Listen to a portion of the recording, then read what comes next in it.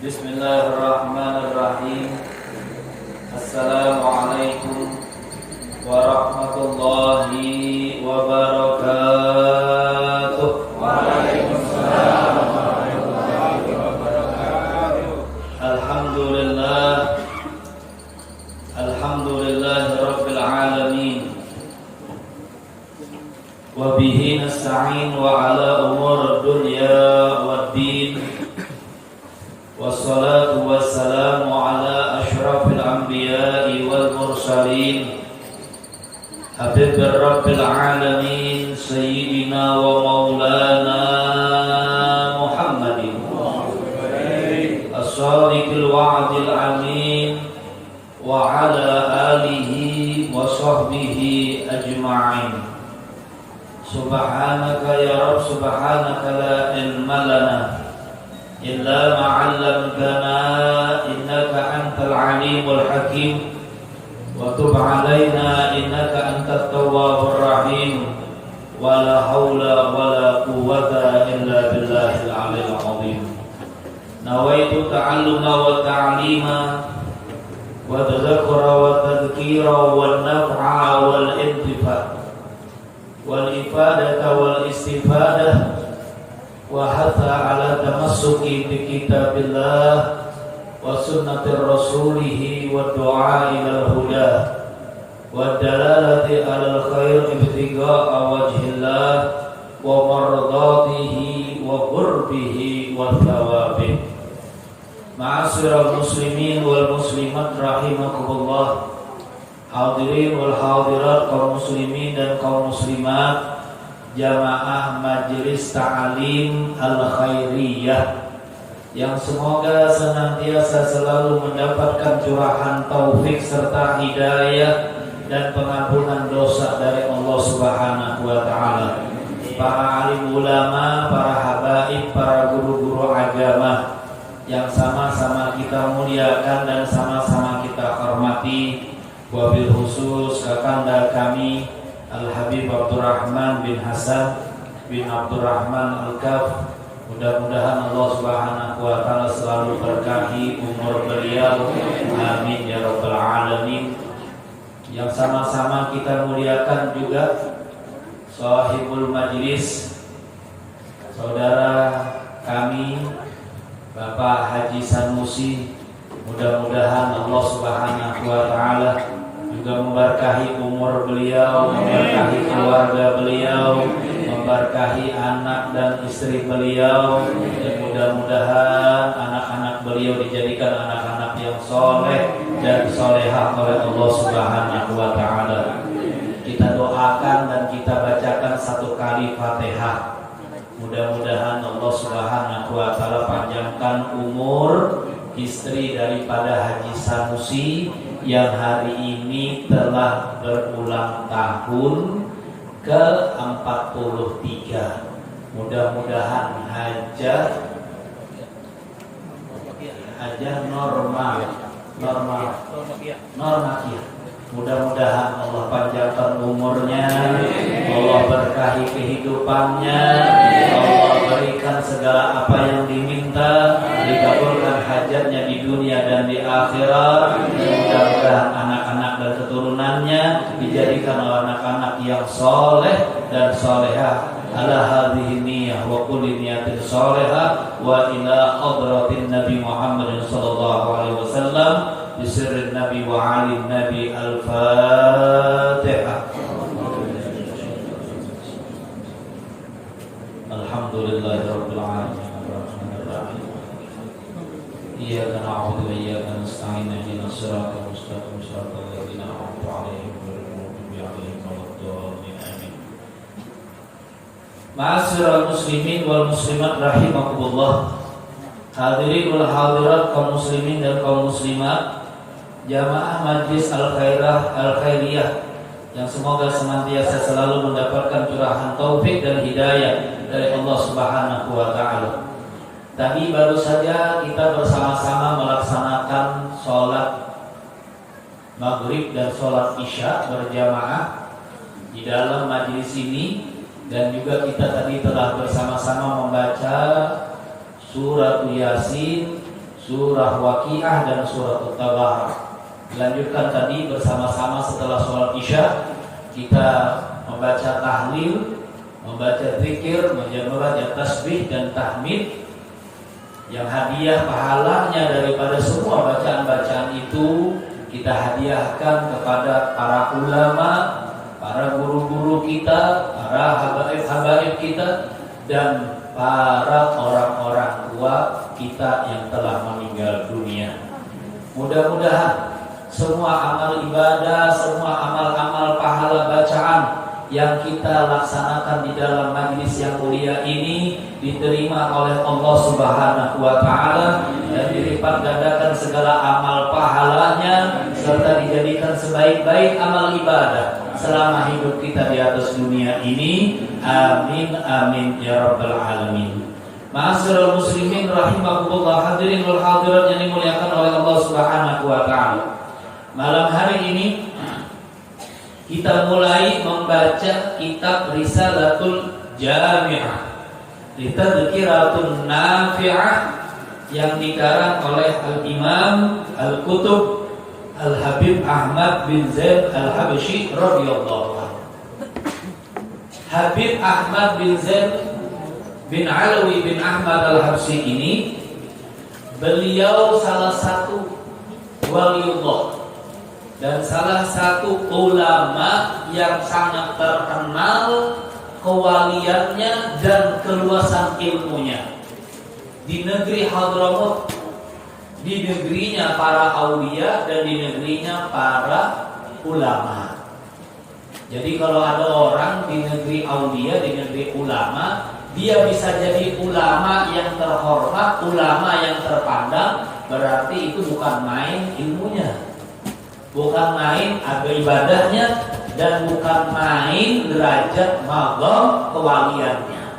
Kenapa? Karena beliau berada di negeri para aulia, yang mana di sana itu tidak asing kalau kita mau mencari wali. Mencari wali itu gak asing, gak susah. Bukan seperti di kampung kita. Kalau mencari wali ngalih, mencari wala nyaman. Nah itu. Kalau kampung kita kan nyari wali ngalih benar. Gitu. Nah ada banyak wala banyak. Nah atau jual walian. Nah pinama aneh-aneh, akhirnya orang kampung mengatakan apa? Walian di orang. Nah gitu. Apunnya pina lebih anehnya itu lain berwalian lagi, tapi kegilaan. Nah ya Allah. Itu. Nah. Jadi beliau adalah salah satu wali min auliyaillah yang hidup di negeri Hadramut, dilahirkan di kota Ghurfah. Kota Ghurfah itu salah satu kota yang ada di negeri Hadramut. Kalau orang sudah pernah berangkat ke negeri Hadramut, nah itu dia tahu tempatnya, Ghurfah. Ya.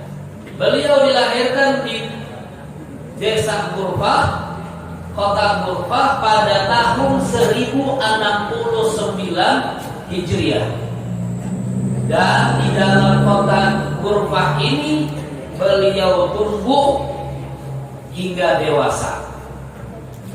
Pada permulaan beliau menuntut ilmu agama, beliau sering berpindah-pindah dari satu tempat ke tempat yang lainnya dengan berjalan batis.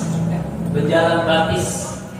Jadi keliling-keliling mencari ilmu dari satu kota ke kota yang lainnya, itu berjalan batis. Itu. Keliling-keliling mencari ilmu, mencari ulama, mencari guru. Untuk apa? Untuk membimbingnya dan mengajarinya ilmu agama. Kita ini alhamdulillah ada kami ngalih mencari majelis, ada kami ngalih mencari ulama. Tinggal semangat kita aja lagi, maukah Anda hadir ini di majelis ini di kampung sini. Alhamdulillah, terima kasih banyak kepada Haji Sanusi yang telah menyiapkan tempatnya, mendatangkan gurunya lagi, mengacarakan acaranya di majelis ini. tinggal kita aja lagi mau hadir atau kada. Gitu. Ini Habib Ahmad bin Zainal Abidin ini, beliau semangat dalam menuntut ilmu. Dari satu kota ke kota yang lain berjalan batis, bukan naik kendaraan. Ya, bukan naik kendaraan. Kalau kita rata-rata yang datang ke majelis ini berkendaraan. Gitu. Ada yang bermobil, ada yang bersepeda motor, ada yang bersepeda, ada yang naik onta. Adalah naik onta di sini. Hah? Sepeda onta maksudnya. Itu. Semuanya. Kalau ada yang memiliki keinginan untuk hadir, semuanya akan sampai.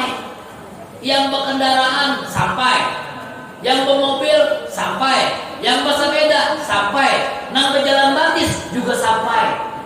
Seberatan kita bisa sampai, tapi yang menyampaikan kita untuk sampai ke majelis, nah itu nangali. Gitu. Apa itu? Semangat, taufik dan hidayah dari Allah Subhanahu wa taala itu nangali dicari. Nah, beliau Habib Ahmad bin Zainal Abidin ini mencari ilmu berjalan batis. Sebagaimana Al-Imam Ahmad ibn Ruslan radhiyallahu an, beliau di dalam syair zubatnya beliau mengatakan, man lam yazid mualliman falyarhami. Barang siapa yang tidak mendapatkan ulama, mendapatkan guru di satu kampungnya, di dalam kampungnya, maka dia harus keluar daripada kampungnya untuk mencari ulama dan ilmu yang bisa membimbingnya. Gitu. Jadi kalau ada ulama di kampung kita wajib hukumnya mencari ilmu. Tidak ada di kampung kita jalan cari ilmu sampai kemana? Sampai ke kamu. Itu kenapa harus dicari itu ilmu? Karena dengan ilmu kita akan mulia. Orang itu kalau mulianya dengan ilmu, maka akan terus dikenang oleh semua manusia yang ada di atas dunia ini. Beda dengan orang yang mulia hanya karena harta. Beda kalau orang mulia hanya karena jabatan. Mulia karena harta, karena jabatan, habis hartanya, selesai jabatannya, tidak akan lagi dia mulia. Tapi kalau orang yang mulia dengan ilmu, dia akan terus dikenang. Sekalipun meninggal dunia, kuburnya diziarahi oleh orang. Kenapa? Karena ilmu yang memuliakannya. Itu. Kemanapun kuburnya, dikuburkan dia, didatangi oleh orang-orang semuanya. Lihat aja tuh, para ulama-ulama, Wali Songo, itu Wali Songo, Wali 9 itu jauh-jauh tempatnya. Ada yang di Jawa Timur, ada yang di Jawa Tengah, ada yang di Jawa Barat. Itu orang-orang semuanya mendatangi. Kenapa? Karena mereka mulia dengan ilmu. Itu Datuk Kelampayan, ya kan, Syekh Muhammad Al-Syad Al-Banjari. Kenapa beliau didatangi orang? Padahal sudah ratusan tahun meninggal dunia. 200 tahun lebih beliau meninggal dunia. Siapa yang ketahui di zaman beliau dengan kita? Siapa kira-kira? Ada kan umurnya sini 200? Jangan 200, 100 saja ada di sini. Itu kan? Itu 200 tahun meninggal dunia, tapi masih dikenang, masih diziarahi. Kenapa? Karena ilmu yang beliau miliki, kemuliaannya dari ilmu. Nah itu. Begitu juga Guru Kiai Haji Muhammad Zaini bin Abdul Ghani, terkenal dengan sebutan guru sekumpul, diziarahi juga dengan orang. Sampai sekarang ribuan orang, bahkan jutaan orang mendatangi mereka. Itu Habib Hamid bin Abbas Al-Ba'ashim, Habib Basiri, sampai sekarang diziarahi orang. Padahal sudah ratusan tahun meninggal dunia, dikenang oleh orang. Kenapa? Karena ilmu yang mereka miliki. Itu.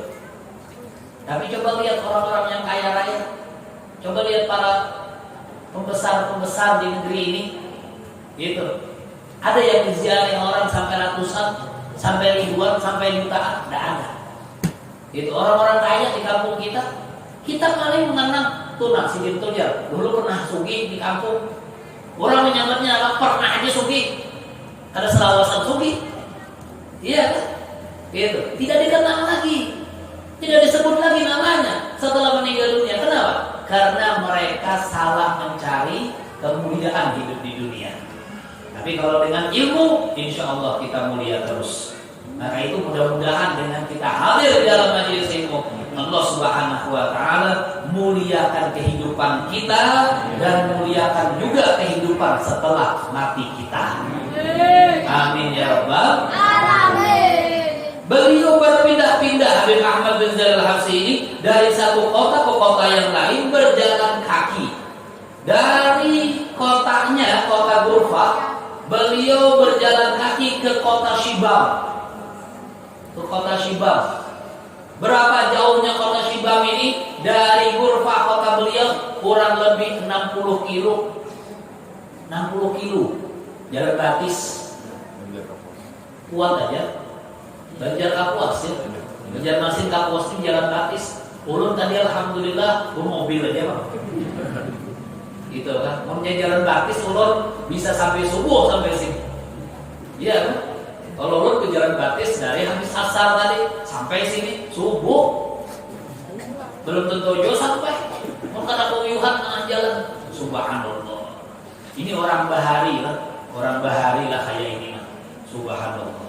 Ya, dari kota beliau Shibam, dari Ghurfah itu ke Shibam. Itu. Kemudian juga beliau mencari ilmu lagi ke kota Taris. Kota Taris ini ketara dengan Ghurfah. Itu dari Ghurfah kota beliau ini ke kota Taris kurang lebih 6 kilo sampai dekat. Beliau berjalan lagi ke kota Siwul. Ke kota Siwul. Di negeri Siwul itu ada makamnya Al-Habib Ali bin Muhammad bin Husain Al-Habsyi, pengarang Maulid Simtud Durar. Itu guru daripada wali kutub yaitu Habib Abu Bakar. Nah ini dengan Habib Soleh Tanggul ini, Habib Abu Bakar. Ini muridnya Habib Abu Bakar Gresik, muridnya Habib Ali Sahibul Maulid. Itu. Ini ada anaknya lagi fotonya di sini. Ini masya Allah di majelis ini banyak foto wali. Ini ada Habib Alwi bin Ali Al-Habsyi. Orang tuanya Habib Anis. Nah ini Habib Anisnya. Cucunya Habib Ali Sahibul Maulid ada juga di sini. Ini Habib Ali tengah kasap sini, gambar sini. Gambar anaknya ketinggi. Abahnya terposok. Nah ini harus diundurin susunan-susunannya nih. Ya, biar abah di atas, anak di bawah. Ya, biar jangan sesuai dengan derajatnya ya. Gitu. Kita kalau ngangkat abah kita pasti di atas kursi. Anak di mana? Di bawah kursi. Jangan abah duduk di kursi, nah anak duduk di kursi juga. Itu ya kan? Nah itu. Itu. Ke kota Siwul, kurang lebih berapa kilo? 30 kilo dari kota beliau. Kemudian beliau berjalan kaki juga ke kota Tarim. Hadrat ke kota Tarim, berjalan gratis dari tempat beliau Ghurfah. Itu kurang lebih sama dari Ghurfah ke Shibam, 60 kilo jauhnya jalan gratis. Sampai beliau menemukan guru yang sejati buat beliau. Siapa guru beliau yang paling sejati? Yaitu Al-Habib Abdullah bin Alwi bin Muhammad Al-Haddad, penyusun Ratibul Haddad. Ini guru besar beliau. Guru besarnya Habib Ahmad bin Zaid Al-Habsyi yaitu Habib Abdullah bin Alwi Al-Haddad. Itu. Semua orang tahu ini Habib Abdullah ini. Kenapa? Karena kitabnya dibaca di pesantren.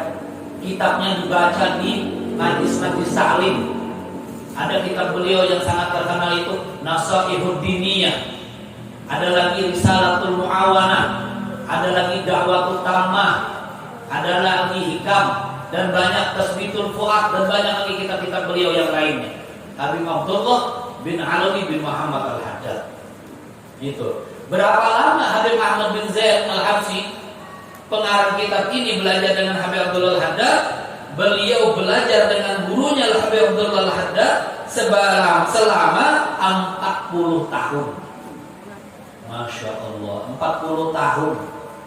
Itu. Kita 40 tahun ya, kalau ada hafal-hafal lagi kita. Iya kan? 40 tahun udah hafal lagi kitab, jangan kitab juz amma aja udah hafal. Subhanallah. Beliau belajar 40 tahun lamanya. Dan di dalam beliau belajar dengan Al-Habib Abdullah bin Ali Al-Haddad ini, beliau sudah telah membaca hatam 70 kitab dari berbagai macam jenis ilmu-ilmu agama. 70 kitab dibaca oleh beliau dengan gurunya Al-Habib Abdullah bin Alawi Al-Haddad, sampai beliau dijadikan khalifah penggantinya Al-Habib Abdullah Al-Haddad semasa Habib Abdullah Al-Haddad masih hidup, dilantik sebagai penggantinya beliau. Gitu. Diberi gelar di zamannya ini Habib Ahmad bin Zaid Al-Habsyi, Muhammad bin Idris di zamannya, Imam Syafi'i di zamannya adalah beliau. Kenapa? Ilmu fikihnya menyamai dengan ilmu fikihnya Al-Imam Syafi'i. Itu. Jadi belajarnya 40 tahun. Nah, Habib Abdullah bin Ali bin Muhammad Al-Haddad itu beliau meninggal dunia persis di pangkuan muridnya ini, yaitu Al-Habib Ahmad bin Zaid Al-Habsyi. Saking lawasnya belajar sampai guru meninggal di pangkuan si murid. Masya Allah. Wah, ini ngaliban sudah mencari orang kayaknya. Ada kali lagi Pak, reda. Ya kan reda ya. 40 tahun ya Allah nuntut ilmu lah ya. Wah, ya apa kawin sih gitu. Wah, ya apa mendatangi bini. Ya Allah. Kalau terbayang kita sudah lawan wali nih. Nah itu. Kemudian beliau wafat, meninggal dunia persis waktu asar di hari Jumat pada tanggal 19 daripada bulan Sya'ban tahun 1145 Hijriah. Sekarang ini 1443. Berarti kalau dikurang 1145 kurang lebih 300 tahun ya, 300 tahunan. Nah itu. Karena setelah meninggalnya Habib Abdullah Al-Haddad 1 tahun, lahirlah Al-Imam Muhammad bin Abdul Karim As-Samman Al-Madani. Jadi Syekh Saman itu lahir setelah Habib Abdullah Al-Haddad, gurunya Habib Ahmad bin Zaid Al-Habsyi ini meninggal dunia kurang lebih 1-2 tahun, hanya lahir Syekh Saman. Nah, jadi Syekh Saman terlebih sedikit. Gitu. Tahun 1145 di negeri Hadramut dan disemayamkan, dikuburkan di kota Hautoh Hadramut. Hautoh ini dari Ghurfah tempat kelahiran beliau kurang lebih 3 km arahnya. Nah itu sedikit ya, sedikit sejarah dan manaqib daripada sahibul kitab, yaitu Al-Habib Ahmad bin Zaid Al-Habsyi radhiyallahu anhu. Mudah-mudahan kita mendapatkan keberkahan daripada ilmu beliau dan daripada kewalian beliau dan daripada karomahnya beliau. Amin amin ya rabbal alamin. Wa qala musannifur rahimallahu taala wa nafa'ana bihi wa bi ulumihi fid dharain amin radhiyallahu ankum wa anna wa an jami'il muslimina amin. Al-Habib Ahmad bin Zaid Al-Habsyi, beliau memulai menulis kitabnya ini dengan menyebut Bismillahirrahmanirrahim. Biar ada di kitab-kitab situ semua ada tulisan Bismillah. Nah, jadi dimulai dengan menulis Bismillahirrahmanirrahim. Makna daripada Bismillahirrahmanirrahim, ay bi kulli ismin lidzatil aqdas la bi ghairihi. Mutalabbisan litarki au litarkil ulifa wa yabtadi'u kullu mu'allif kitabahu bi bismillah ibtida'an bi kitabillahil aziz. Disebutkan di sini beliau memulai kitab beliau dengan menulis Bismillahirrahmanirrahim. Arti Bismillahirrahmanirrahim itu dengan menyebut nama Allah yang maha pengasih lagi maha penyayang. Itu. Maha Pengasih lagi Maha Penyayang. Kenapa setiap para ulama, setiap ulama yang menulis kitab, yang mengarang kitab, memulai tulisan kitabnya dengan bismillah? Alasannya karena mereka mengikuti kitabullah yang mulia, yaitu Al-Quran. Jadi ulama mereka menulis kitab mereka dengan memulai menulis bismillahirrahmanirrahim di awal daripada kitabnya karena mengikuti Al-Quran. Kalau kita membaca Al-Quran, mengambil Al-Quran, membuka Al-Quran, maka tatkala kita buka ayat yang pertama yang tertulis di dalam Al-Quran, yang pertama dimulai dengan bismillah. Maka itu menurut mazhab Imam Syafi'i radhiyallahu an, beliau menyatakan bismillahirrahmanirrahim itu termasuk daripada surah Al-Fatihah. Itu. Jadi menurut Imam Syafi'i, bismillahirrahmanirrahim itu termasuk daripada surah Al-Fatihah. Kalau seseorang membaca surah Al-Fatihah tanpa memulai dengan menyebut bismillahirrahmanirrahim, maka batal sembahyangnya. Kenapa? Kurang satu ayat. Nah itu kan? Itu menurut Imam Syafi'i. Kita ahli sunnah wal jamaah kebanyakan mengikuti Imam Syafi'i. Dan Imam Syafi'i sampai saat sekarang ini mazhabnya paling banyak pengikutnya. Termasuk kita di Indonesia, di Asia, semuanya mazhabnya Imam Syafi'i. Di Hadramut sana murni semua mazhabnya Imam Syafi'i. Malaysia, Brunei Darussalam, Singapura, semuanya mazhabnya Imam Syafi'i. Jadi kalau baca Al-Fatihah dimulai dengan membaca bismillahirrahmanirrahim dan mengamalkan hadis yang diriwayatkan dari Nabi kita Muhammad sallallahu alaihi wasallam, yang mana Nabi kita Muhammad sallallahu alaihi wasallam beliau bersabda, kullu amrin dzibalin la yubda'u bihi bismillahirrahmanirrahim fahuwa aqta ay amtar. Kata Nabi Muhammad sallallahu alaihi wasallam di dalam hadis, beliau mengatakan segala sesuatu yang dipentingkan oleh agama yang tidak dimulai dengan bismillahirrahmanirrahim, dengan menyebut nama Allah Subhanahu wa taala yang Maha Pengasih lagi Maha Penyayang, maka terpotong. Di riwayat yang lain terputus, ayat terputus. Arti terputus kenapa? Diriwayatkan di dalam riwayat yang lain adalah abtar.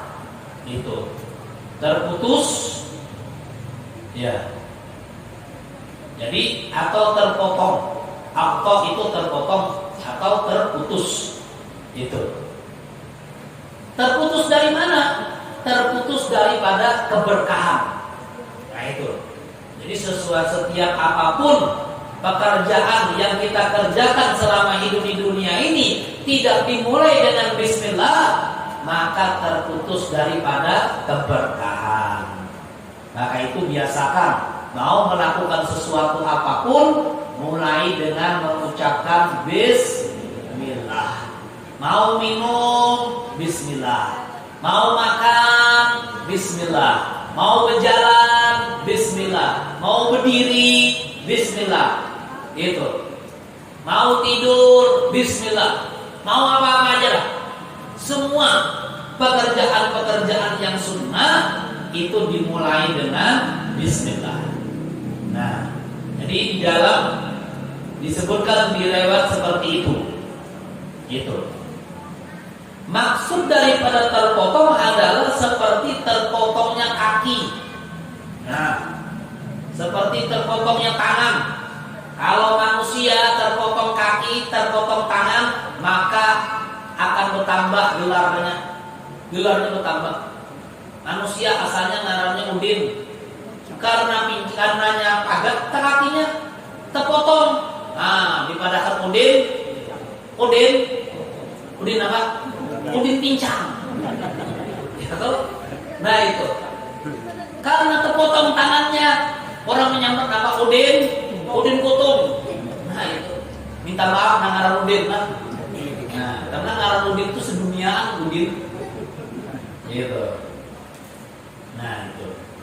Jadi terputus daripada terpotong itu artinya seperti itu, dan terputus artinya bisa jadi mandul, terputus keturunan, gitu.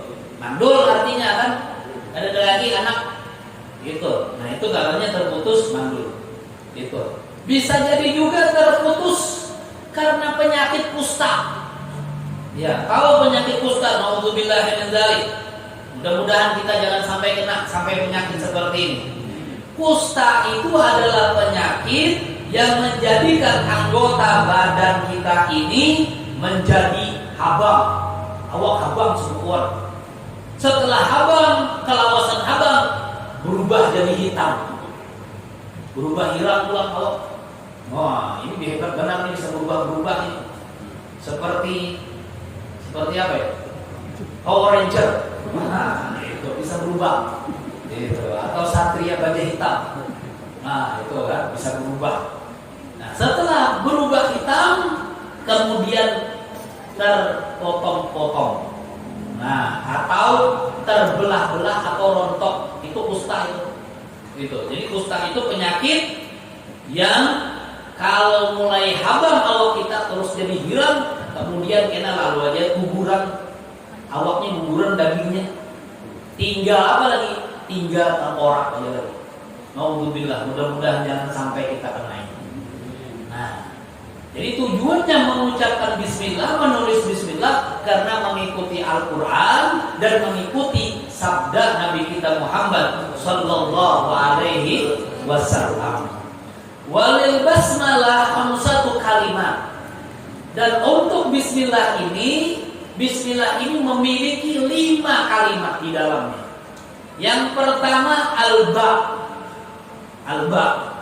Alba itu artinya li musahabatul ma'atabarruh. Kalimat ba adalah kata yang menjelaskan tentang keterkaitan yang disertai dengan mencari keberkahan. Bismillah, dengan menyebut siapa? Allah.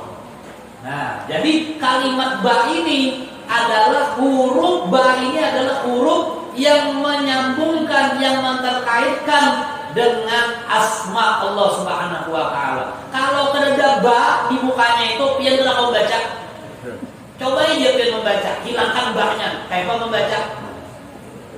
Ada kau membaca bismillah, ada awal tinggal banyak. Apa dibacanya? Bismillah. Lebih pian milah. Ya kan? Itu. Karena kau dibaca, mau ketinggalan ba-nya, karena kau dibaca. Tapi begitu ditambahin ba kalimatnya, kau dibaca bismillah. Nah itu.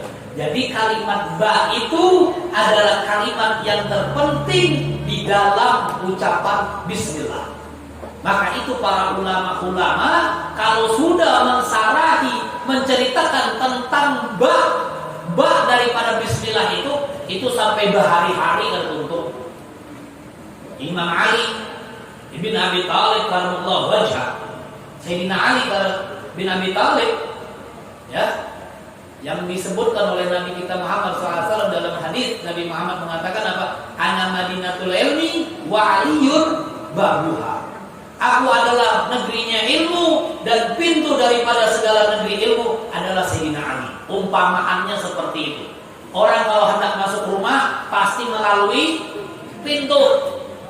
Kalau pian masuk rumah lewat jendela, dikuciaki orang maling. Pasti kuciaki orang maling. Kenapa? Lewat jendela masuk, apalagi nanti lewat atap, tambah lagi dikuciaki orang maling. Itu rampok namanya ya. Nah, kalau masuk lewat lawang, lewat pintu. Nah, pintunya ilmu Sayyidina Ali. Sayyidina Ali beliau mengatakan, kalau aku akan menerangkan tentang huruf ba dari kalimat bismillah Bismillahirrahmanirrahim ini, maka akan jadi kitabnya itu dibawa oleh tujuh ekor onta yang membawa. Itu ada yang mengatakan 70 ekor onta yang akan bisa membawa kitabnya tuh, menerangkan tentang bab saja. Gitu. Habib Abdurrahman bin Abdullah bin Fugi, sahabatnya Habib Ahmad bin Zain al-Habsyi ini, itu sama-sama muridnya Habib Abdullah al-Haddad. Itu Habib Abdurrahman bin Abdullah bin Fugi, waktu beliau mau menunaikan ibadah haji berjalan batis dengan pembantunya, kemudian tengah jalan beliau hadir di majlisnya Al-Imam As-Sayyid Sulaiman bin Toha Al-Ahdali. Itu seorang wali, seorang alim, Sulaiman bin Toha Al-Ahdali.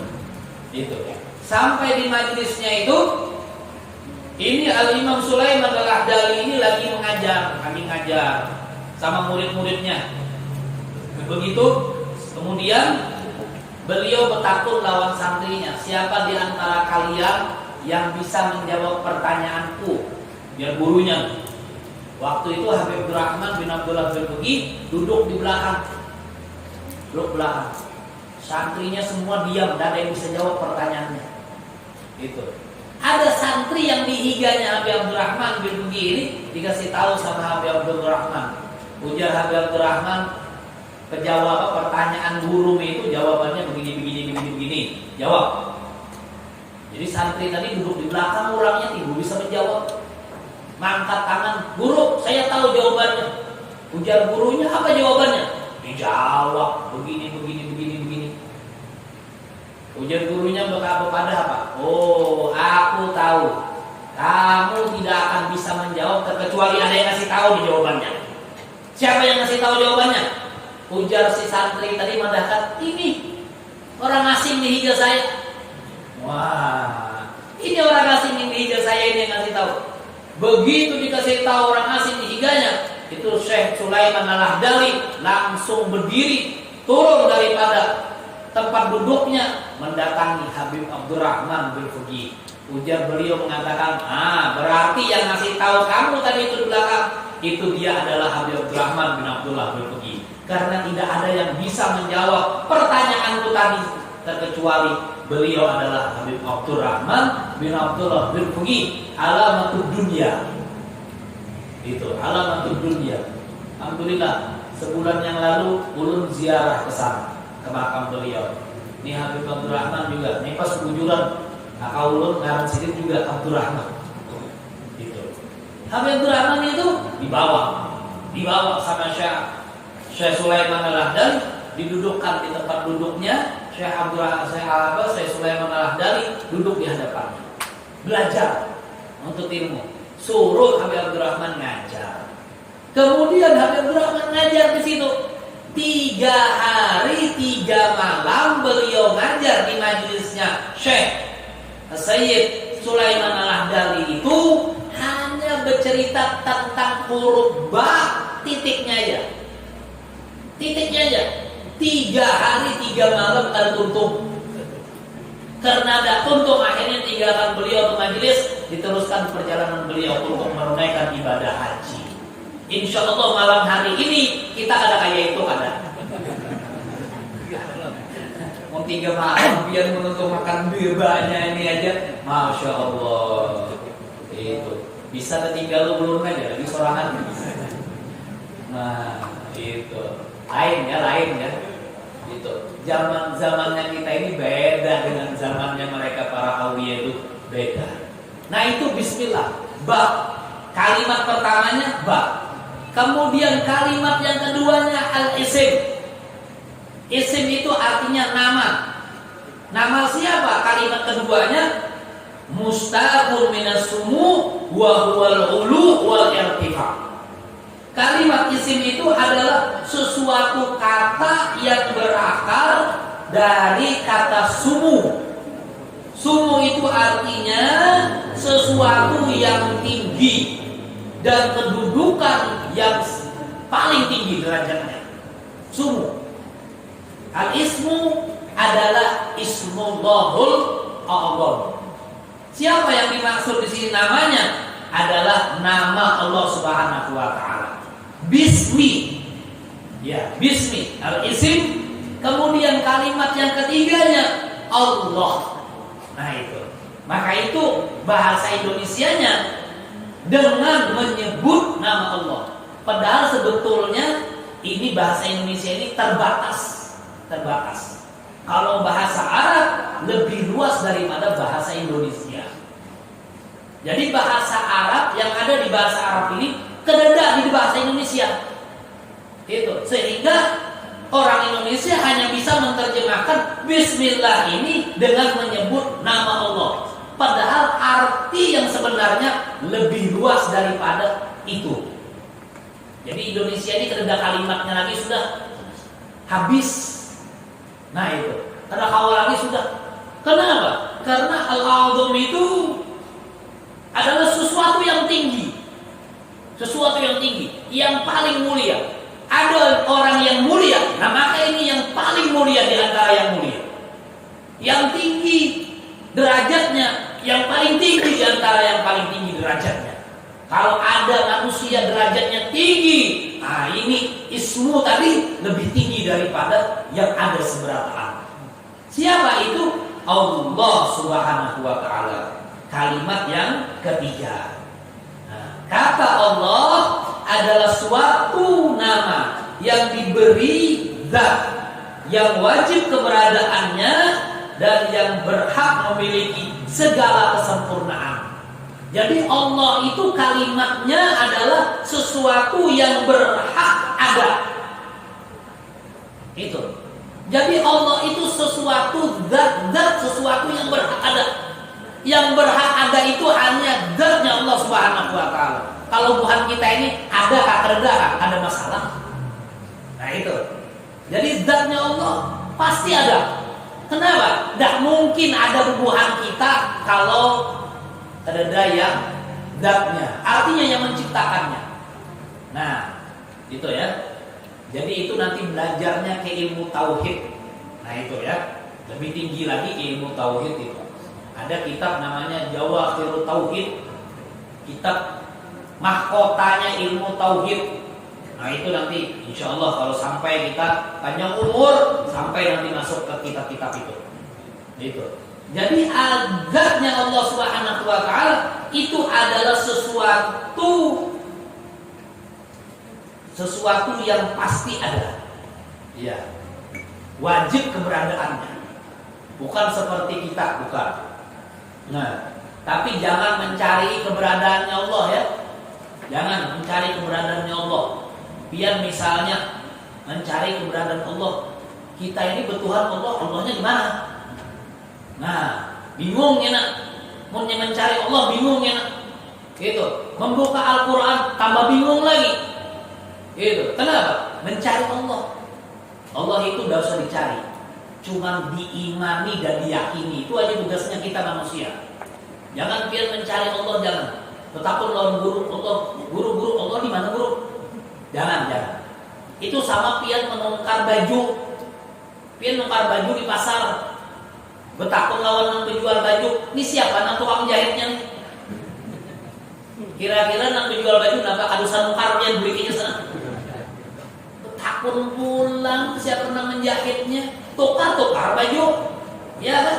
Nah, begitu juga Allah Subhanahu wa taala. Enggak usah mencari keberadaannya Allah, enggak usah. Ya, enggak usah. Yang penting kita yakin Allah itu ada, ya kan? Dan Allah yang menciptakan kita. Cukup sudah di situ. Enggak usah. Misalnya nongkar ini meja ini nih.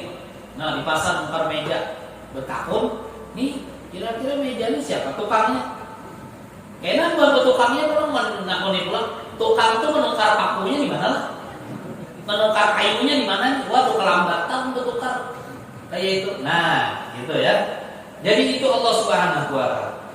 Dan Allah Subhanahu wa taala yang berhak memiliki segala kesempurnaan. Kesempurnaan itu milik Allah. Maka itu kita sering mengatakan apa? Kesempurnaan itu milik Allah yang kita kan. Artinya apa? Kita kan sempurna. Gitu kan? Nah, kita salah. Kalau salah itu berarti dari kita. Yang sempurna dari Allah Subhanahu wa taala. Begitu. Jadi yang sempurna hanya Allah dan kita semuanya tidak ada yang sempurna. Dan Allah Subhanahu wa taala juga suci dari segala kekurangan. Allah itu suci daripada kekurangan, bukan seperti kita. Zatnya Allah lepas daripada kekurangan. Kalau kita kurang duit, kurang makan, kurang minum, kurang beratan kita nih, kurang bini, kurang tapian, kurang tak kira-kira cukup aja. Oh di sini mana cukup aja, ada bini di belakang. Nah itu kurang terus kita ini, apalagi duit, waduh kurang terus. Ada kok ada duit, gitu kan? Seharinya ada duit, waduh pusing kanan. Itu lain seperti Habib Neon tadi itu, Habib Neon yang kita baca yang tahlilnya tadi, Habib Muhammad bin Husain Al-Idrus Surabaya. Habib Neon itu, Habib Neon itu ada gambarnya di sini. Hah? Tidak ada gambarnya di sini. Nah, di rumah mungkin di rumah. Nanti cari Habib Neon. Nah, Habib Neon itu apa? Wajahnya berseri-seri, indah. Kalau melihat wajah sini itu terang. Nah itu diberi gelar neon itu karena lagi baca burdah waktu itu di Surabaya, di majelis beliau itu lampu mati. Imbah lampu mati, tahu-taunya tubuhnya Habib Muhammad Al-Idrus ini langsung menyala seperti neon, seperti lampu gitu. Akhirnya orang yang baca burdah bisa tarus. Kenapa? Tarang. Menyemati lampu, ada daba. Ada nang tarang kenapa terbaca ya lo? Zaman sidin kan ada handphone masih. Nah untung buat kita juga hidup di wayah ini ada handphone, gitu kan? Begitu mati awalnya dari handphone kan? Wah ini handphone bersentar. Oh mancis ini bersentar juga. Mancis, tahu kan mancis? Korek api bersentar juga. Nah itu Habib Neon, Allah. Kalau tidur malam di jubahnya beliau yang beliau gantung itu masih ada tersisa duit, walaupun 100 rupiah tidak bisa tidur beliau, tidak bisa tidur kecuali itu duit sudah disedekahkan kepada fakir miskin. Hanya nyaman guring. Jadi nyaman guringnya kalau kan ada duit, kebalikannya bubuhan kita. Iya, ada nyaman guring mau kada berduit. Ya Allah, subhanallah. Nah jauh lah buat kita nih, buat wali lah. Makanya kita nih jangan mengaku wali, wala aja gitu. Gitu. Masih kayak itu lagi kita guring malam hari ini. Isok kok pikir kayak apa juga isok nih makan sarapan. Berpikir padahal berserah dirinya kepada Allah Subhanahu wa taala, selesai. Iya kan? Iya. Kan mati itu Allah taala yang ngatur. Lain kita, lain dokter. Iya kan? Isuk kalau kita makan karena makan hidup aja, Allah Ta'ala anak hidup makan.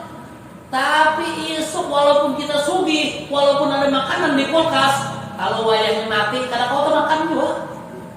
Kau lah kira-kira sudah mati makan, karena kau. Nah itu yang ketiga. Asma apa? Allah, nama Allah Subhanahu wa taala. Kemudian yang keempat di sini dia Ar-Rahman. Nah, Allah Bismillahirrahman. Ar-Rahman artinya Al-Mun'im bi jala'il ni'am. Itu. Makna daripada Ar-Rahman itu adalah kata pemberi nikmat yang berbentuk sesuatu yang global, yang semuanya, ataupun yang pokok. Nah itu. Jadi nama yang memberikan sesuatu kepada yang diberi itu Rahman namanya, pengasih. Nah, dan Allah Subhanahu wa taala berhak diberi nama Ar-Rahman sebagaimana Asmaul Husna ada Ar-Rahman. Kenapa? Karena Allah Maha Pemberi semuanya. Yang diberi oleh Allah ini kada bukan kita manusia aja. Binatang diberi Allah. Kada kita umat Nabi Muhammad saja, kada kita yang beragama Islam saja, orang non Islam juga Allah yang memberi. Iya kan? Semua yang memberi Allah. Nah, sehingga Allah Subhanahu wa taala berhak diberi nama Ar-Rahman, yang Maha Pemberi. Kalau bubuhan kita ada kawan diberi nama Ar-Rahman. Kalau bengaran Rahman kau aja. Gitu. Kalau bengaran Rahman kau kita. Tapi yang hendak menjadi Rahman Maha Pemberi, enggak bisa kita. Enggak bisa. Ada kawan memberi mencukupi nang ada nih makan kita ada harapan kawan. Apalagi sekampung memberi makan orang sekampung, kira-kira dia tak sanggup lah. Gitu. Haji Sanusi sanggup memberi makan orang sekampung? Tidak sanggup. Tidak sanggup kita. Allah Subhanahu wa taala Maha Pemberi, bukan lagi sekampung, sedunia ini yang beri Allah Subhanahu wa taala. Pemberi semuanya. Tumbuh-tumbuhan yang memberi tumbuh-tumbuhan bisa hidup Allah Subhanahu wa taala. Itu pohon durian pun Nabi. Munnya kada aja Allah taala berbuah, ada berbuah. Pian apa aja ada berbuah. Gitu kan? Nah, itu. Jadi Maha Pemberinya Allah Subhanahu wa taala ini segala sesuatu global ataupun nang pokok-pokok. Pernah dengar ceritanya Nabi Sulaiman? Nabi Sulaiman itu orang yang paling kaya raya, nabi yang paling sugih. Oh, sugih benar. Ada sugih lagi, sugih benar. Itu, ujar orang Hulu Sungai itu sugih benar. Nah, itu. Sugih benar. Gitu. Sugih. Sampai karena kayanya, serbinya Nabi Sulaiman itu disebutkan dalam riwayat itu nabi yang paling terakhir masuk surga, Nabi Sulaiman. Karena kebanyakan hisapnya, gara-gara banyak ambisi harta, paling telat masuk surga Nabi Sulaiman. Mudah-mudahan kita ada termasuk manusia yang paling telugi masuk surga. Kita nyata keduluan aja ya, biar jenang lain tertinggal ya. Akor kalian. Nah, mudah-mudahan masuk surga berapa? Bi ghairi hisab insyaallah. Nah, itu Nabi Sulaiman itu karena sugih. Sidin pernah bertawar ke Allah Ta'ala, ya Allah, ya Nabi Sulaiman, ulun ya Allah nah hendak menolongi pian. Kawakah kira-kira memberi ulun nah kesempatan. Kesempatan apa Sulaiman? Ya Allah, ulun hendak memberi makan orang senegeri ulun nih, senegeri ulun. Gitu. Mau memberi makan. Rezekinya kata Nabi Sulaiman, saya mau tanggung seberapa. Ujar Allah Ta'ala, Sulaiman kamu tidak sanggup Sulaiman. Berat Sulaiman. Gitu. Berat kamu gak bisa Sulaiman. Ujar Nabi Sulaiman menawar, ya Allah kalau tidak bisa sepanjang tahun ya Allah, ya sudah, ulun minta sebulan aja ya Allah. Sebulan, semua nih orang ini semua di dunia, ulun yang menafkahinya, memberi makannya ulun berapa. Ya Allah Ta'ala apa? Kamu tetap tidak sanggup. Wahai Sulaiman, tidak bisa kamu. Sebulan tidak bisa, iya. Seminggu aja dah ya Allah. Menawar pulang Nabi Sulaiman. Rupanya Nabi Sulaiman ini sama lawan Sulaiman di kampung kita. Namanya lebih menawar betul-betul lah. Dari 100 sampai 5.000 menawar ya Allah. Jadi dia tukang jual adusan sudah lengkap. Daripada menawar, orang mandak 100.000, jadi menawar 1.000. Menawar nang kayak itu nang tukang berjual tuh langsung masak parang tuh. Gitu. Akhirnya Nabi Sulaiman bilang apa? Ya Allah, sudah kalau tidak bisa seminggu ya Allah, sehari. Kata Allah Subhanahu wa taala, tetap Sulaiman, kamu tidak bisa Sulaiman. Tidak bisa. Sudah Allah katakan tidak bisa, tapi Sulaiman tetap nawar. Ya Allah, kalau tidak bisa ya Allah, sehari sekali aja ya Allah. Makan siang aja ya Allah, belum menanggungnya berantakan. Masya Allah. Orang soge lain kok hendak mentraktir sekampung. Ada lah kira-kira orang soge begitu di kampung kita mentraktir orang sekampung. Nah, sekapuasan udah. Bupati Jakarta mentraktir kayak itu. Lagi nang lain. Itu. Udah. Ujar Allah, kalau ikan Sulaiman hendak memaksa juga, ya sudah, kupersilahkan. 1 kali makan ya, 1 kali makan. Nabi Sulaiman siapkan makanan. Gitu. Dikumpulkan makanan itu di pinggiran sungai laut, di depan laut, pinggir laut. Karena laut itu kan panjang. Nah, kumpulkan makanan sama Nabi Sulaiman. Panjang. Diriwayatkan tuh Nabi Sulaiman mengumpulkan makanannya aja 3 bulan. Kumpulkan makanannya aja tuh 3 bulan. Anak baru orang makan. Gitu. Ujar Allah Ta'ala madahi lalu Sulaiman, Sulaiman, kalau sudah siap, berkabar. Ujar Nabi Sulaiman, siap ya Allah. Makanannya sudah rapi seberatan disiapkan. Ujar Allah, sudah siap? Siap. Akhirnya Allah mengeluarkan 1 ikung iwak dari dalam laut. Iwak nang kelaparan. Tidak tahu beribu tahun berapa dia terakhir makan.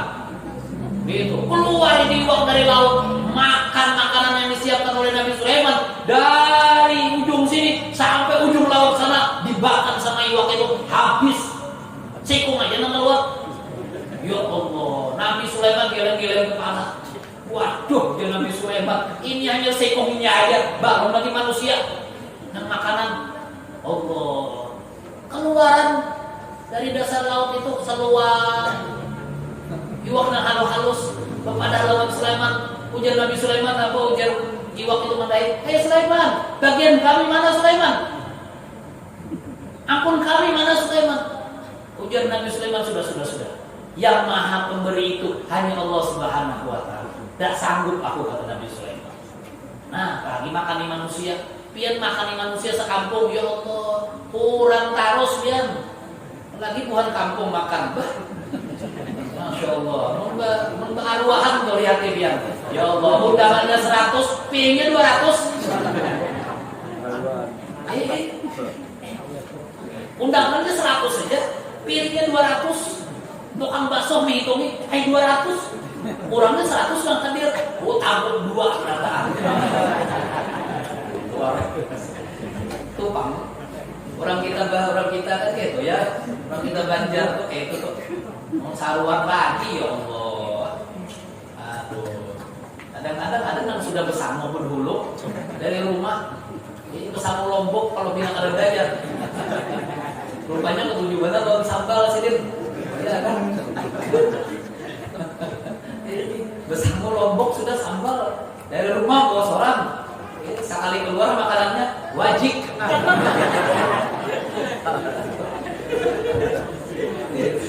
Wajib makanannya.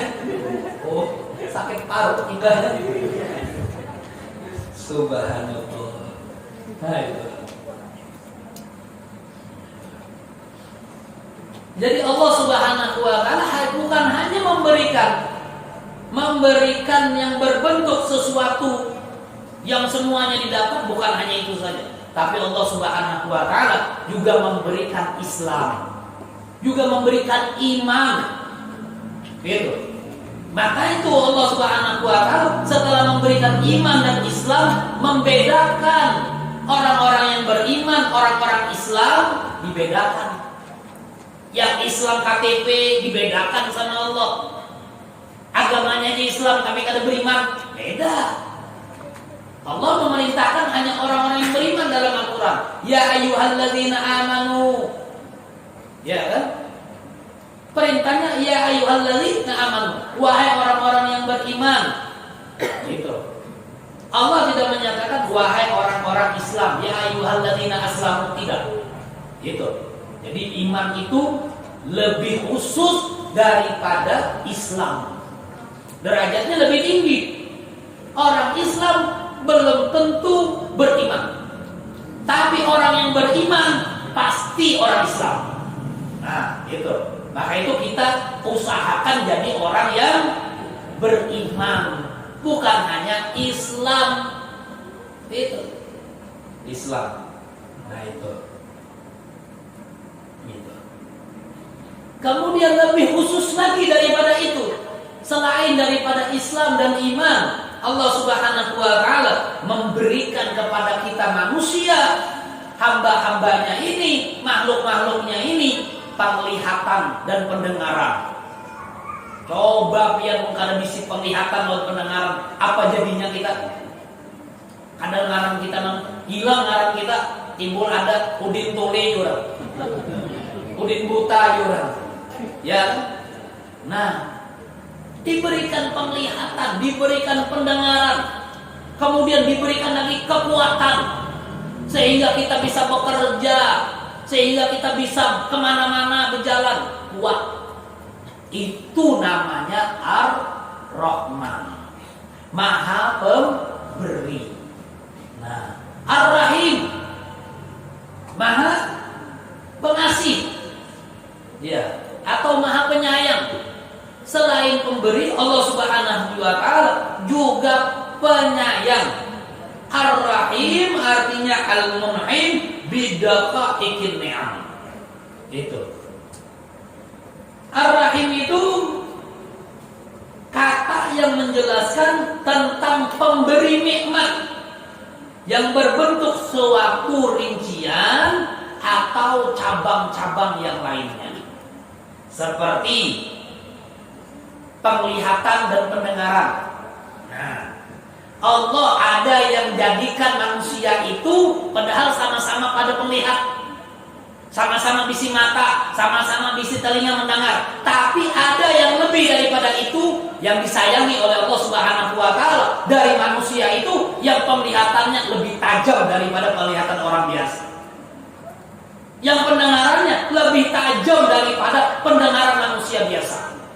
Kita hanya bisa mendengar kalau orang berpendar di hadapan kita. Kita hanya bisa melihat kalau orang ada di hadapan kita. Tapi di belakang balik dinding ini kita tidak melihat. Siapa di balik dinding ini berdiri, kita tidak bisa melihat.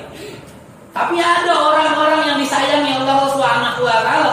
Yang disayangi siapa? Ar-Rahim, Maha Penyayang. Mereka para aulia-aulia yang ada fotonya di sini, mereka bisa melihat seperti itu. Habib Soleh Tanggul ini, nih gambarnya nih, kenal. Habib Soleh Tanggul ini waktu beliau menelepon ibunya di negeri Hadramut. Ibunya di negeri Hadramut. Beliau di Tanggul, Jawa Timur, Jember. Dengan bagaimana? Dengan mengetok aja. Assalamualaikum. Menjawab nang di Hadramut, Waalaikumsalam. Handphone mana biar cari yang lebih canggih daripada itu. Ayo. Itu. Tak ada kabar ibunya, bagaimana kabarnya. Dijawab dan beliau dengar jawabannya. Itu. Nah, ini artinya Ar-Rahim, Maha Penyayang. Ar-Rahman Maha Pemberi, Ar-Rahim Maha Penyayang. Penyayangnya Allah Subhanahu wa Ta'ala. Yang orang-orang yang disayangi Allah itu diberi lebih oleh Allah Subhanahu wa Ta'ala. Diberi lebih, kehidupannya diberi lebih, semuanya diberi lebih oleh Allah Subhanahu wa Ta'ala. Maka itu jadilah kita sebagai hamba yang disayangi Allah Subhanahu wa Ta'ala. Kalau kita bisa memposisikan diri kita sebagai hamba yang disayang oleh Allah, selesai hidup kita ini di dunia, mau apa aja dapat.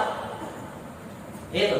Pian kalau melihat nih para wali-wali yang ada fotonya, gambarnya di sini ini, apa yang didapatkan oleh mereka dari dunia ini? Semuanya dapat. Dunia yang ngejar mereka sebenarnya.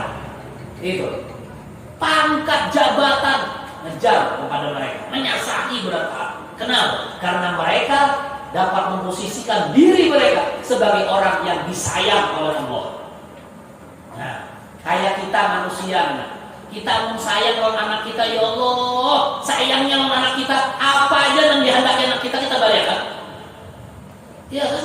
Sampai-sampai ada satu orang bapak mencuri kambing di malam hari raya, ditangkap oleh polisi.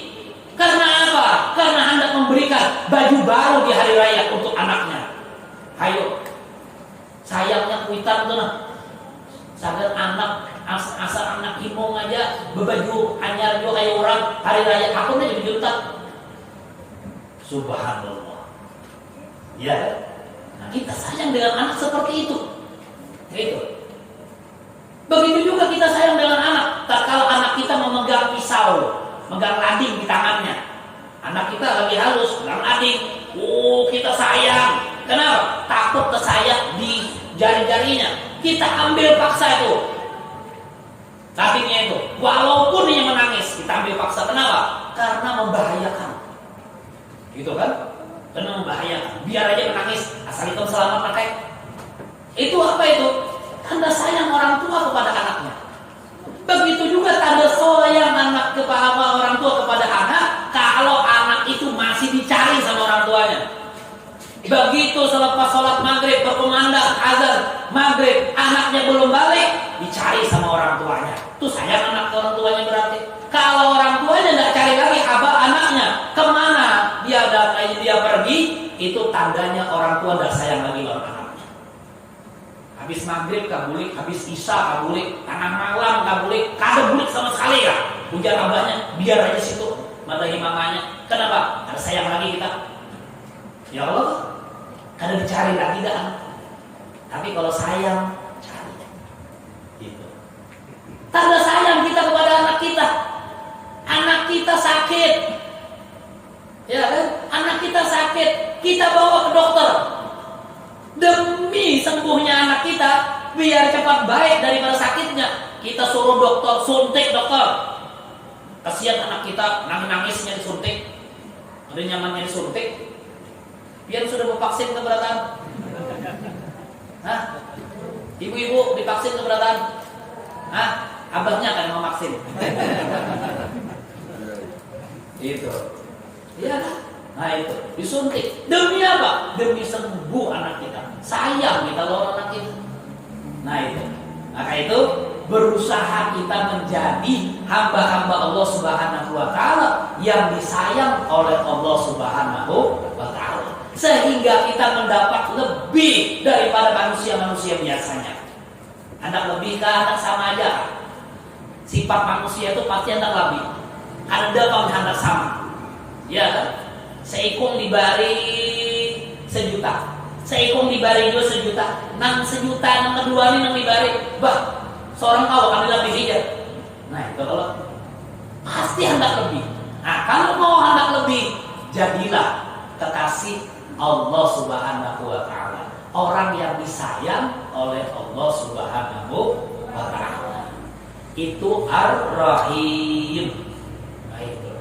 Jadi penglihatan mata, pendengaran, telinga lebih berkah. Ini bubuhan wali-wali ini biar tahu jauh-jauh bisa melihat kejadian apa aja yang terjadi. Padahal mereka ini hidupnya tidak ada handphone, tidak ada apa-apa. Itu bisa melihat kejadian-kejadian yang terjadi yang jauh. Subhanallah. Padahal zaman dulu mereka ini tidak ada juga TV. Bisa tahu. Kenapa? Karena matanya bisa melihat yang jauh. Kenapa? Karena Allah berikan matanya melihat lebih penglihatannya daripada makhluk Allah yang biasa. Nah, kita pun jadi juga yang luar biasa.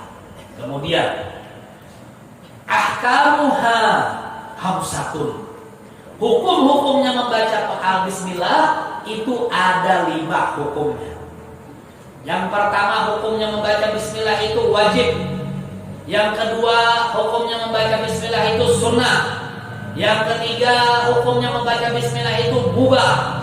Yang keempat hukumnya baca Bismillah itu makruh. Yang kelima hukum membaca Bismillah itu haram. Gitu. Jadi 5 hukumnya baca Bismillah. Pilih, jangan sembarang-sembarang mengucapkan Bismillah. Hati-hati, harus tahu. Nah malam hari ini mudah-mudahan tahu berkah.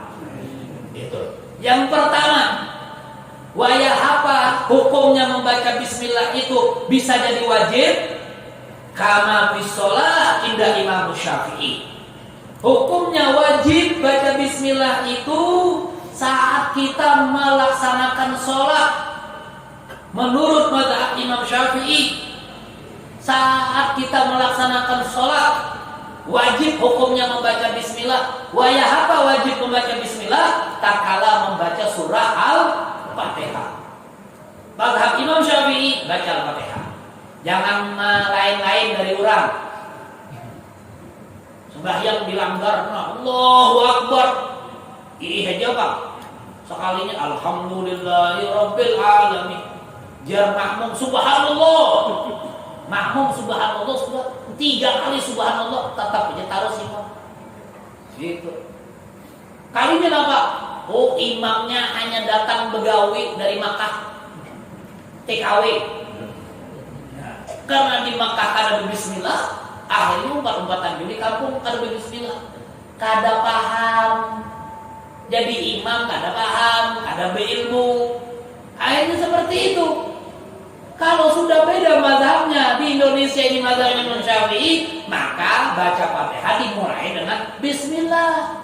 Lihat tuh Syekh Abdurrahman Sudes, Imam Masjidil Haram. Kalau di Masjidil Haram, sidin membaca Al-Fatihah kada berbismillah. Kenapa? Karena mazhabnya Maliki tidak mewajibkan baca bismillah.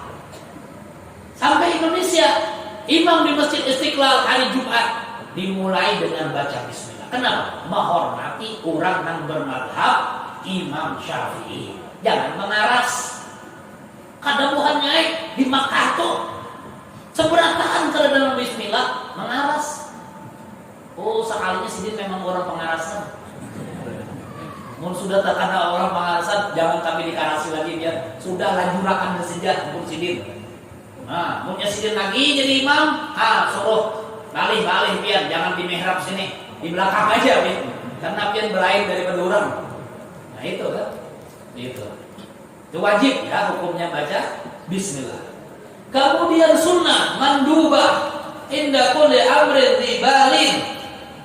Sunnah hukumnya membaca bismillah itu setiap perbuatan yang dipentingkan dalam agama.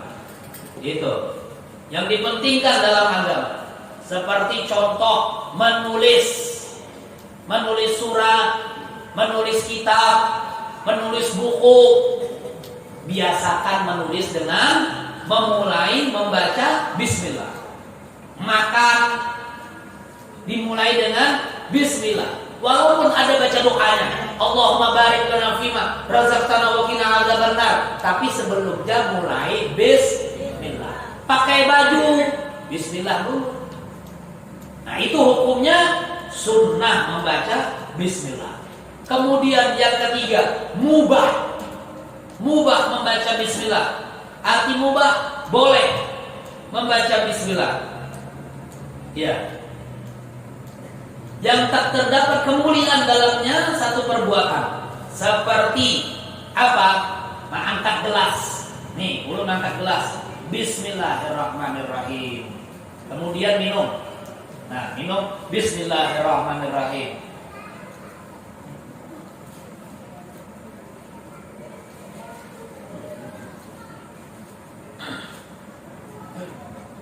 Bismillah. Memindah sesuatu. Nah, mindah sesuatu. Nah, ini dari sini. Handakannya di sini. Pindah bismillahirrahmanirrahim. Handak sini. Hukumnya mubah. Gitu ya. Hukumnya mubah. Nah itu. Alih-alih apa aja hukumnya mubah mengucapkan bismillah.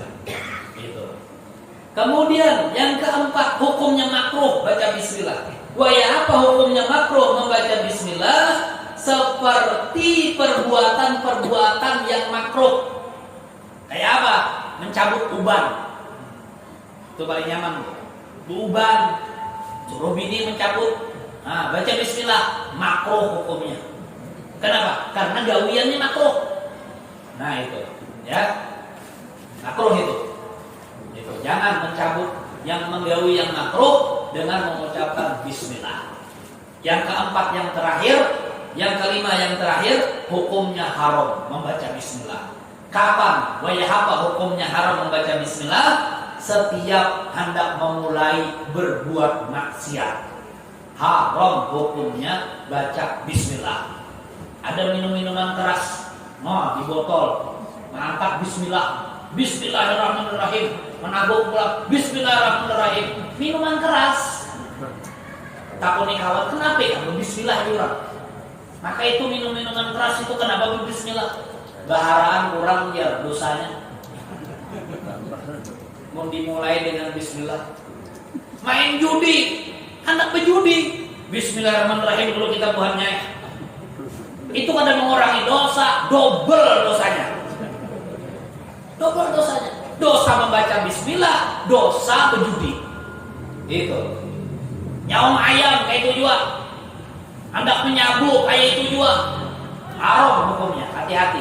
Jangan mengucapkan bismillah seperti itu. Melakukan perbuatan dosa. Jangan bismillah. Ayo bukannya kita menyambati orang rame-rame yuk. Tapi sebelumnya kita baca bismillah. Tetap dosanya tetap. Itu. Dosanya tetap. Nah, maka itu jangan mengucapkan bismillah di saat-saat yang diharamkan oleh Allah Subhanahu wa taala. Jangan. Maka dosanya jadi 2 kali, ya, 2 kali. Namun hendak tadi jauhi nang sunnah aja. Nang sunnah, ya. Setiap mau mengerjakan sesuatu bismillah. Gitu kan? Semuanya bismillah. Gitu. Bapak-bapak, ibu-ibu juga hendak bergawi berduaan bismillah. Gitu.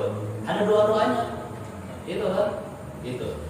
Nah, kemudian para ulama-ulama kita memerintahkan kita untuk membaca bismillah dari anjuran Nabi Muhammad SAW sebelum tidur. Sebelum tidur. Berapa kali baca bismillah? 21 kali. Tuh anak-anak kita di rumah tuh periksain sebelum guring. Nah, sebelum guring baca dongeng dulu ya. Baca cerita dulu. Jangan baca bismillah 21 kali. Fadilahnya apa baca bismillah 21 kali sebelum tidur? Maka Allah Subhanahu wa taala akan angkat ruhnya sampai naik ke atas langit dunia. Sehingga tatkala dia tidur, orang tersebut tidak akan pernah mimpi yang kada baik. Mimpi kada baik. Kenapa? Karena baca bismillah sebelum tidur. Nah, itu manfaatnya. Ya, gitu. Dan ruh kita tatkala diangkat oleh Allah Subhanahu wa taala, ruh kita akan dikumpulkan bersama dengan para malaikat-malaikat Allah Subhanahu wa taala. Baca bismillah 21 kali. Ulun tuh diajari lawan abah ulun, lawan mama ulun di rumah. Dari mulai kami halus-halus kekanakan gitu. Abah ulun tuh sidin sampai keliling kamar. Keliling kamar tuh, keliling anak-anaknya didatangi semuanya. Suruh baca bismillah sebelum tidur. Ingat, baca bismillah 21 kali disuruh. Kenapa? Biar dijaga oleh Allah dari gangguan syaitan. Dari gangguan syaitan. Orang yang tidur baca bismillah 21 kali. Insya Allah kalau baca bismillah 21 kali, tidak pernah mimpi itu dipukuli orang, mimpi disasai orang sekampung. Itu tidak pernah itu.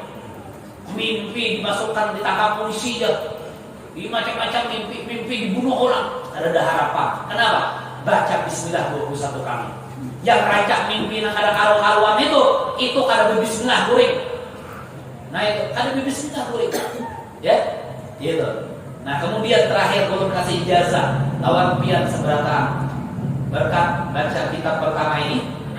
Nah kalau pian hendak bangun malam sebelum tidur, misalnya pian mau bangun malam jam 3 atau 1 jam sebelum subuh.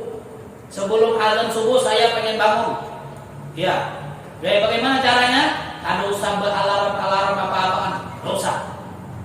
Apa amalannya? Sebelum tidur baca La ilaha illallah 7 kali.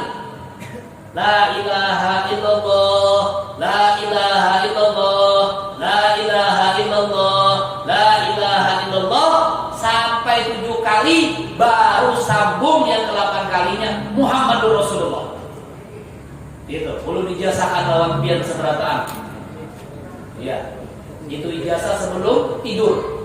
Nah, kemudian setelah bersih pian tidur, setelah selesai mengucapkan Muhammad Rasulullah, nah pian bayangkan pian hendak bangun 1 jam sebelum subuh atau pian hendak bangun jam 3 subuh, jam 2 dini hari, insya Allah pian akan kebangun. Siapa yang membanguni? Nah, ada yang membanguni. Amunnya lebih daripada yang pian kehendaki, pian kada bangun, ada tuh nggak menggerak pian tuh kan. Jangan takjub-takjub pian. Itu. Misalnya pian sudah membaca la ilaha illallah 7 kali, Muhammadur Rasulullah diakhiri. Tahu-tahunya pian berharap jam 3 subuh. Hendak bangun, pian ada bangun-bangun. Nah, kena ada nama menggarak pian kena. Hei, bangun. Gitu. Oh, seperti itu ya. Nah, nyaman tuh. Gitu. Insyaallah ulun ijazahkan itu. Itu ulun dapat ijazah dari guru-guru ulun di negeri Hadramut seperti itu. Nah, mudah-mudahan Allah Subhanahu wa taala ampuni segala dosa dan kesalahan kita, berkahi kehidupan kita di dunia dan di akhirat. Mudah-mudahan umur kita dipanjangkan oleh Allah dalam keadaan selalu taat kepada Allah Subhanahu wa taala dan Rasulnya, dan mudah-mudahan segala hajat-hajat kita diampuni, berkali kabulkan oleh Allah Subhanahu wa taala. Amin amin ya rabbal alamin. Kita baca talqinul dzikir bersama-sama. Ulun baca, pian kemudian umpati. Nutup majelis ini kita baca talqinul dzikir. La ilaha illallah al-mawjud fi kulli zaman. La ilaha illallah al-mawjud fi kulli zaman. La ilaha illallah al-ma'bud fi kulli makan.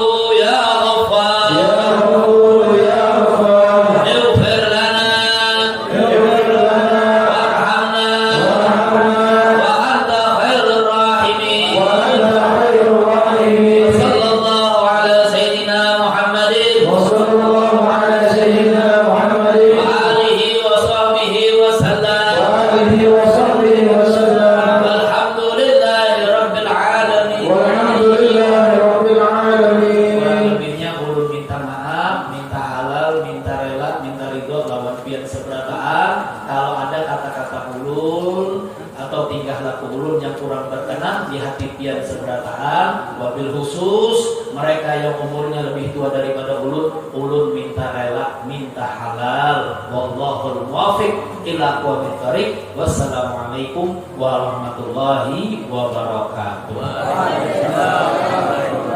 Malam Kamis akan datang majelis seperti biasa, dimulai sholat maghrib berjamaah.